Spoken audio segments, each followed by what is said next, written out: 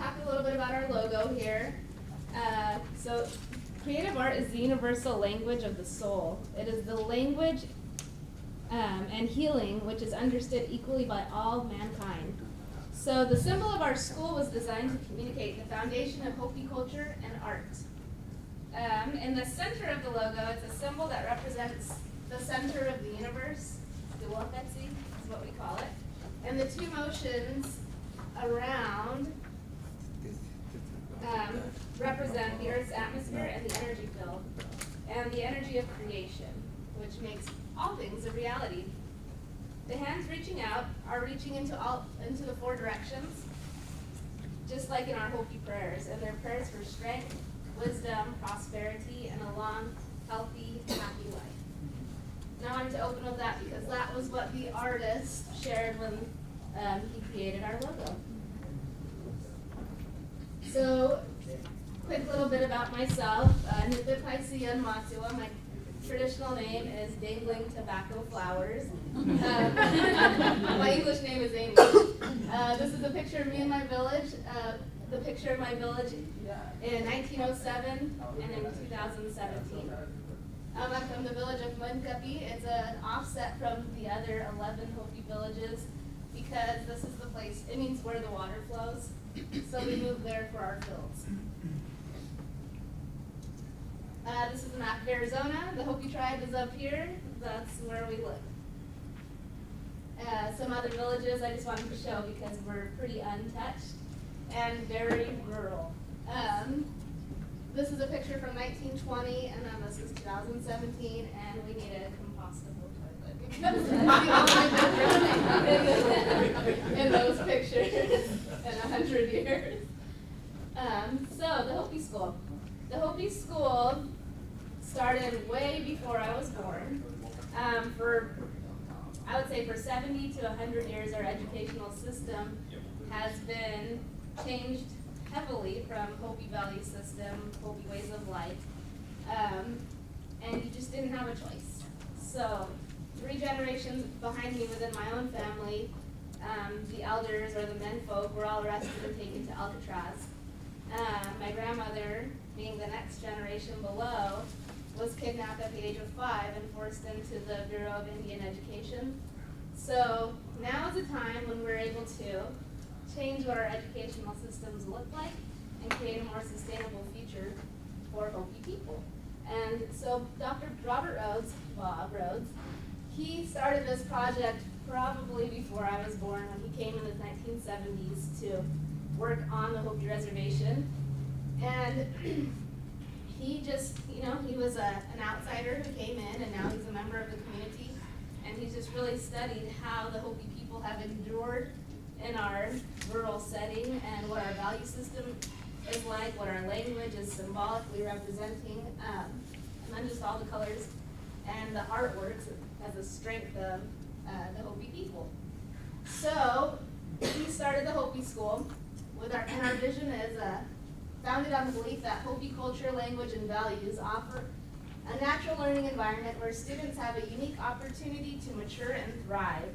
We also believe that every child is like a seed, and if each seed is nurtured, it will grow best in its own plot of earth.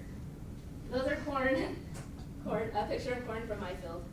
So we're dry farmers out in the middle of the desert, and our seeds have survived, so with that, we're going to make our educational settings survive. Our mission, Hopitutuqaiki, will create opportunities through a supportive learning environment where people share unique talents using the strengths of Hopi language, values, and culture. Students will attain personal goals and life skills to use within and outside their Hopi homeland. So, when the school was beginning, Bob was studying what had happened to Hopi people and like the 70 plus years of imposed educational systems. And in the very beginning, the seed money came from the Princess Irene of Greece through her foundation, World in Harmony, which had partnered with India, and she wanted to study some indigenous people in the United States and selected the Hopis. And with that was going to use the results for something in India. So she provided the seed money, And the school is designed to use the strengths of the Hopi people, which is arts. And within the arts, we have strong areas for academics, self-image, self-confidence, and we wanted to make this school a reality so that we could increase family income. It was just going to be sustainable all the way around. So it really started in 2003, and in 2005, the first classes were hosted. We don't utilize teachers, it's more of a mentorship program where we find masters of the community in whatever craft they have, as well as Hopi language. So the apprenticeship is very small, depending on the class that is offered. It's intergenerational learning. Our youngest student is 3, and the oldest student we've had is 83, which might be a little bit older, but 83 is our guess. Our classes are 3 to 4 hours, and they can run between 1 and 4 weeks. And in every single class, there is at least 3 generations, which is really wonderful because moving forward, when we live in this, we live in a very old lifestyle at Hopi, very untouched, but we also have this modern life. So it's really a beautiful opportunity for myself and other young people to find a school like this that pairs both of our lives so that we don't have to continually battle and choose between one or the other, which has been done for generations. And that's one of the reasons our literature and our language have declined. And an opportunity like this is going to invest into the future, ensuring that our language survives and our ways of life survive. So the first year we had classes, 37 people took classes in a whole year. And now we're at 145, so we're moving somewhere. And it started in 2005. So in 2007, we became a 501c3 nonprofit, and most of the classes do concentrate on an art project. But within the art project, some of the knowledge of whatever media they are producing contains esoteric knowledge. So sometimes we require that you are initiated into a specific society, or you just wouldn't even try to take that class. So we're not in any predicament yet, but we have a lot of cultural knowledge that is included with the language in addition to each class. In 2017, we got a modular building. It sits on top of a hill. And this is a beautiful summer picture because usually our desert is like a few colors of brown. So the land that it's sitting on is in the village of Hopitutuqaiki, and it was donated by an individual who lives next door. Land acquiring is pretty tricky on the reservation, so we kind of just moved into somebody's yard, a supporter of the school, and put our trailer in. Other classrooms that we use an abandoned warehouse, a living room of someone's guest house, another supporter of the school. We use a beaky making shed, which is kind of like a little add-on shack where you would cook outside of your house. We also use the classrooms in a church, frequently a community building that we'll either rent or the space will be donated. And yeah, so that's our building. These are some pictures from some of the classes that we offer. This is Marvin Fujiyama. He's a board member and also a mentor in our program. They're working on belts and kilt weaving. These are male clothing items that they're working on. This young man has taken a handful of classes, and what he's working on is a women's cape, which you can see demonstrated here. The style of weaving has dwindled heavily, but it's a requirement for our lifestyle because it's one of the components of our Hopi clothes. So it's a really beautiful opportunity for young people to get interested in this art style. Other classes, so the men are our weavers and the women are the embroiderers. So we offer a kilt embroidering class, a Hopi foods class, moccasin making. This class is really interesting because you learn more than one style of moccasin making, which are our shoes. We teach a Pueblo style where the stitching is done on the outside, and then we'll also teach a Hopi style where all the stitching is hidden on the inside, and you'll have a smooth shoe. And then they get to make the third set, which could be a shoe of their choice. Sometimes they're tall boots, and sometimes they're just like low-cut summer shoes. Basket weaving is also offered. There's 2 types. So yucca weaving, or I'm trying to think of what that's called in English. Like a dune brush of the desert. This young girl took a class this summer. I think she made 3 baskets before her 2 or 3 week class was completed. She entered her baskets into the Museum of Northern Arizona's Hopi Art Show, and she won. It was really exciting. I was a student at this school until I first became involved in 2007, and I learned basketry from the school, and this is some of my work. But what was better than learning how to make baskets was it gave me an opportunity to come home and not have to leave my village and not have to leave the reservation, and it gave me a way to be sustainable for myself and my community, but also to give back in a way that is fitting for our Hopi lifestyles and to be available to live our Hopi life in the village. So we also have a few contemporary classes where we work with other friends of the Hopi school. This is James Mcgrath, who's a Santa Fe living treasure, and he started the very beginnings of the Institute of American Indian Art, which is another art school in Mexico. And so he comes out and works with individuals who are interested in natural pigment painting, and we're in the desert, so there's lots of hidden colors in the dirt. And then he likes to work with our kids. So he'll do a mixed media course for very young children. Other contemporary classes we offer are sewing classes. They can be types of quilting, fabric, novelty items, I don't know what you would consider that, or making dresses and modern outfits that we would wear in ceremonial usage. In the summer, we've offered a Hopi language immersion preschool. So they studied in the classroom and out of the classroom. And this is at one of our natural wells for water. And right now, we're in the works of making this become a year-round possibility. And one of the things I've heard continually throughout the morning about sustainable communities is that if you invest in the children, it's easier to grow them than it is to change someone's mind.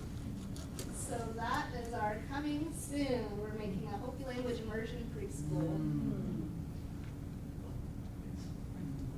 Because every child is like a seed, and if each seed is nurtured, it will grow best in its own plot of earth.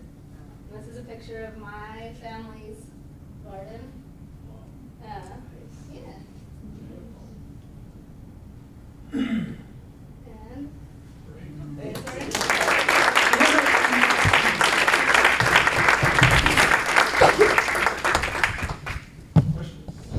What is the total population of the Hopi community? Okay, so we're located in the top of Arizona. I think we're at like 44,000 square miles. We're grouped by 3 mesas categorized, which is our language grouping and or physical location. And there's 12 villages in between.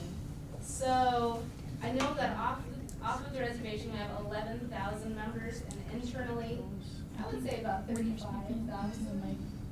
But we're spread very far away from each other. We're like 55 miles from each village. Yeah. So could you share, actually I've talked to Bob about this, but you know, the Hopi community is right in the middle of the Navajo Nation. Yeah, I'll go back to the picture. Can you share with us some of the trials and tribulations of that relationship? Okay, so historically, Yeah, because I saw them. So- Use the mic starting this one, but because according the to mic is recording Hopies, Okay. we've been in this area since time immemorial. We've come out of the Grand Canyon as our place of emergence, which is nearby. Yeah, I'm excited after this. The Navajo tribe, language-wise, is an Athabascan I told them before. grouped individuals, and they kind of trace all the way back into Mhm. Thank you. Mongolia. So now that they're surrounding us, historically there has not been a good partnership. There you go. Because our homelands were much further into the next 3 states, and our like ceremonial areas expanded further than just where we're located today. Now, I would say that there's still a little, like some of it is a learned behavior, animosity towards the other tribe, and some of it is economic development. The Hopis don't have much opportunity for economic development because we're squished into a little island within their reservation. And I think moving forward, it's friendlier. I don't know how to explain that. It's friendlier. We go to school crossing borders for formal education. And yeah. So Does do that you answer have your own a little bit? government? Yeah. Do you have your own government or? So we have 3 types of government. We belong to the state is one. Within our Hopi tribe as a whole, we have a council who's the chairman. That's an elected position. And then below that, each village has their own type of government, and there's 12 villages. And those are elected positions as well.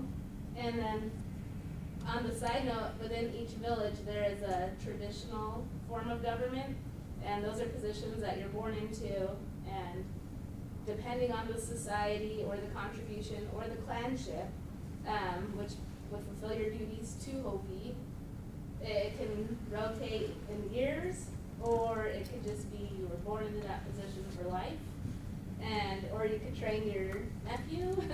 So some of the roles are different. So we do have several forms of government that exist. So to make our school a reality, we got a tribal resolution just recently, in 2018, that allows us to exist on the reservation because of the layers of government. So we have a resolution signed that we're allowed to exist. Yeah. Yeah. Excuse my ignorance, but if you're isolated in a beautiful spot, do you have tourism? People that just try to find you to seek out off the beaten track places and walk up your reservation driveway, or are you just out there and no one bothers you? A little of both. Occasionally we get people who are looking for the center of the universe. Which is really interesting because that's what we call it. So, so it kind of works. So sometimes yes, and sometimes no, but as far as like large scale tourism, no. It's close to the Grand Canyon, so we do get a lot of people that come. We're always open to having visitors come if anyone's interested. Get my number and come visit us, yeah. So what is your water sanitation situation? Just so that I know, is it very expensive to buy water? Is it all trucked in? It really depends on the village. But So my village is Mcgrath. We're 55 miles from our home village, and we're there because it's where the place where the water I flows. saw the. Yeah, so, we have water, the other villages don't. So compostable toilets, yeah. So most villages, don't have running water or electricity That's in what them. but what do Yeah. they use? We live off the land. No, but what, I mean, literally, what are people using for For, sanitation? for sanitation. Yeah, that's like pit latrines. Yeah, yeah. Do you speak Hopi? So this is a really fun thing. I speak several languages, and growing up, we did not speak Hopi. Growing up, we did not because of the way the education was imposed upon Hopi. People were fearful to teach their kids how to speak Hopi. It's just feeling that if something ever were to come again and the government will come and make the rules for us, that it would be dangerous. So my grandmother did not teach my mother how to speak Hopi. And the third generation is where it really hits, because we still live in this way of life, the traditional way of life, but we're also modern and finding the balance between both. So as kids, pretty much everyone in my generation can understand and could speak that, but chooses to respond in English. So what's really important about our school is we're making it a safe and comfortable place to encourage the usage of Hopi. So yes, and no, it depends on the situation. The beautiful thing about being a student for myself in this is I learned words and phrases associated with a birthright responsibility that I had never heard because they were never spoken. So there's a lot of good. We encourage the use of our language here, because without the language, we would lose our ability to speak to the gods we pray to, the land that we live on, all the little components, as well as our government and our sovereignty. We would lose everything without our language. So we're working very hard to ensure that everyone moving forward will become a speaker. So how did that get preserved? It was a choice to just withhold and speak English. No, the So- question is, how did you manage to, 3 generations in, still have people who could teach Hopi? Because they speak it in the home, but not beyond it. Oh, so it's- So it's still there, it's just slumbering with the youth. Yeah. Is it a written language?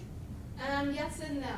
So, so within our communities, our 12 villages are grouped by 3 mesas. Each mesa grouping speaks a different dialect of Hopi. We can understand all the way into the Mayan people of a similar dialect, which is really neat.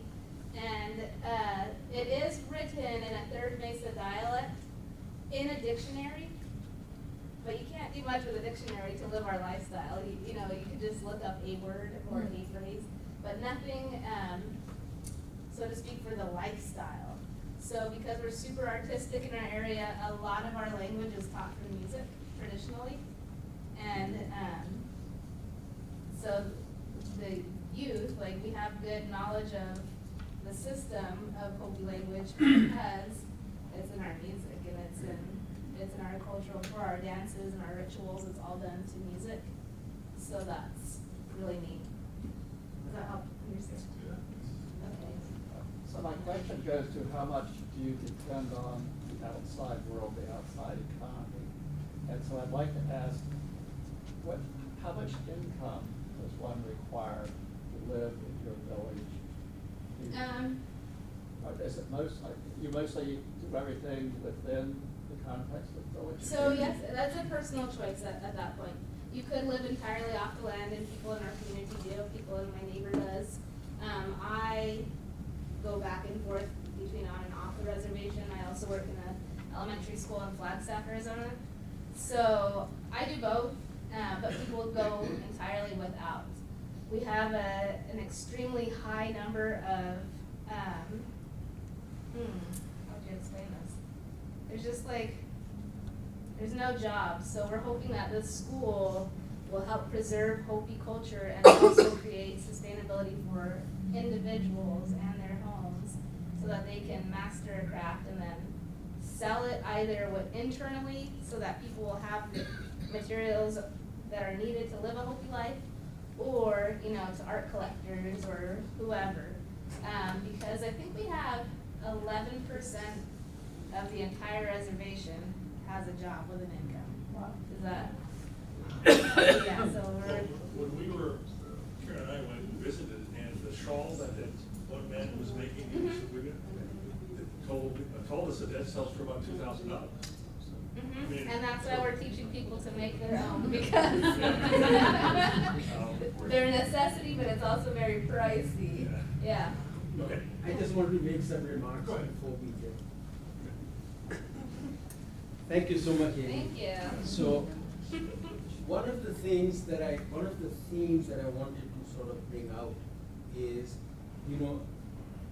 40 or 50 years ago, there were thousands of varieties of bananas. Today, 95% of banana production is one type, the Chiquita banana. So this tendency for dominance exists in many, many areas. And so when I first came to this country, I read about the melting pot concept. And when I started thinking about it, I thought a better model is a salad bowl, where each vegetable or ingredient has its own color and flavor, but together they make the salad something more than the sum of its parts. So one of the things that really attracts us to organizations is when we see evidence where there is a drive to bring up the local culture, to allow people who are otherwise downtrodden and maybe looked down upon by the mainstream culture, to help them gain respect for their origins and their cultures. So that's why Hopi School has been really special for us, and why the next presenter, Origin Project, is really, really inspiring to us. So I'd like to invite Adriana. Thank you, Amy.